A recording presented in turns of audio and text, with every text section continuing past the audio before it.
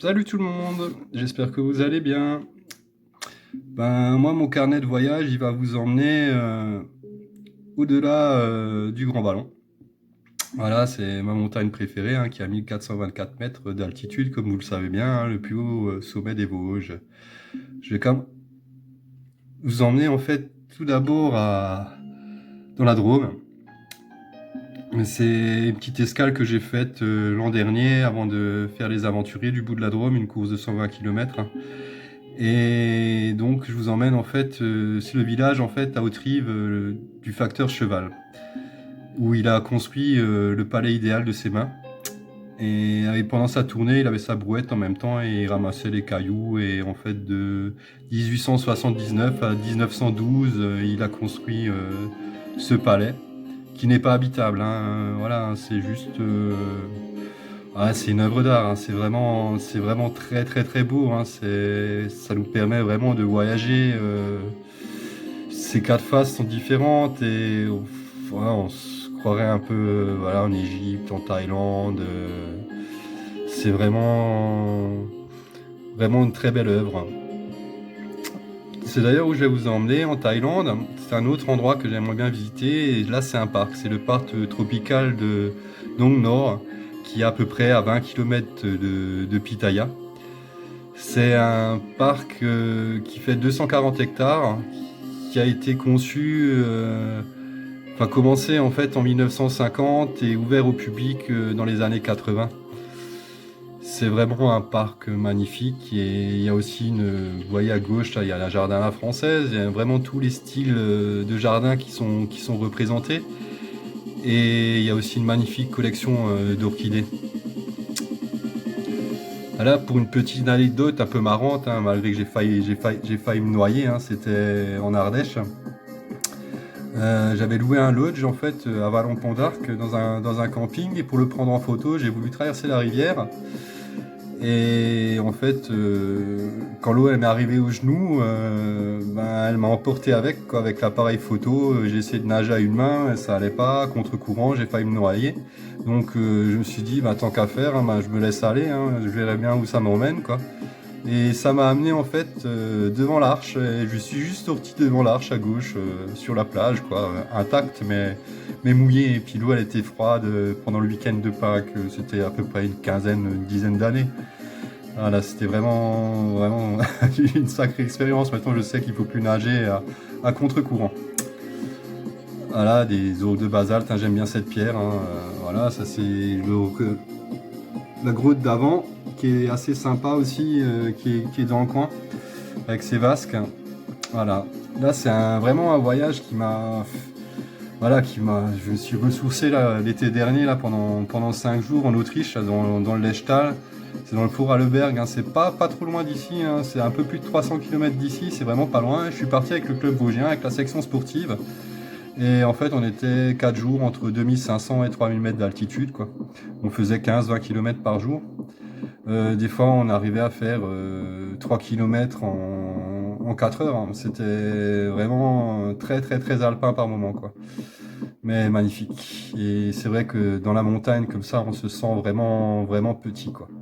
C'est vrai que c'est hyper minéral, quoi. C'est très très très joli, un bel endroit et puis un super groupe, quoi. Voilà, j'étais très très content le soir d'arriver sur le plancher des vaches, hein, au UTE où on dormait, quoi, et surtout boire une bière bien méritée après une belle journée de rando, quoi. Alors ça, c'est aussi un voyage que j'aimerais bien faire et que je pense que je le ferai pour mes 50 ans, hein. C'est partir sur l'île de la Réunion, hein. Pour ses plages, pour ses cascades, pour ses montagnes. Là, c'est le cirque de Mafate. C'est vraiment un endroit vraiment qui me plaît, quoi. Aussi le Piton de la Fournaise aussi, c'est pour Catherine, quoi, qui aime bien les volcans. Moi aussi, je les aime bien. Voilà, c'est vraiment une île que j'aimerais bien aller. Alors ça, c'est les bûchers au niveau des fêtes, c'est les bûchers de la feu de la Saint-Jean, en fait. C'est chaque année à la vallée de la Ture, autour du feu de la Saint-Jean, autour du 24 juin, de chaque village, il y a un bûcher, ou il y avait un bûcher, la tradition commence quand même à se perdre, et tous les bûchers brûlent dans la même soirée. Et donc, c'est les jeunes de 18 ans du village qui vont dans leur année les 18 ans qui font ce bûcher. Et voilà, c'est une grosse fête. Voilà, on mange des merguez, des frites, des saucisses, on boit de la bière.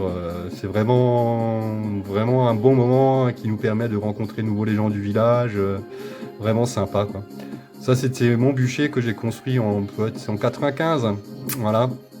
Donc, il faisait 19 mètres de haut. Et voilà, c'était avec mes copains de primaire, en fait, de la primaire de Mauche. Voilà. Alors, un autre événement que je veux, enfin, participer, c'est en même temps que mon voyage, hein, ça sera en même temps, c'est partir à l'île de la Réunion pour faire d'une pierre d'un coup et faire le grand raid, quoi, la diagonale des fous. C'est une course qui traverse l'île du sud au nord, qui fait 160 km avec 10 000 mètres de dénivelé.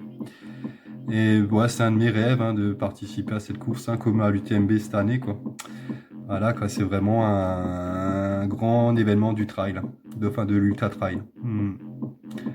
Alors une autre anecdote, c'est pas l'avion où j'étais, hein, mais j'avais de la chance de partir chaque année à Toulon. J'avais un oncle qui était gendarme, qui travaillait à l'Arsenal. Et il avait un copain qui était pilote dans l'aéronavale à la retraite. Et pour ses heures de vol, enfin pour garder son brevet de pilote, il fallait qu'il fasse ses heures de vol.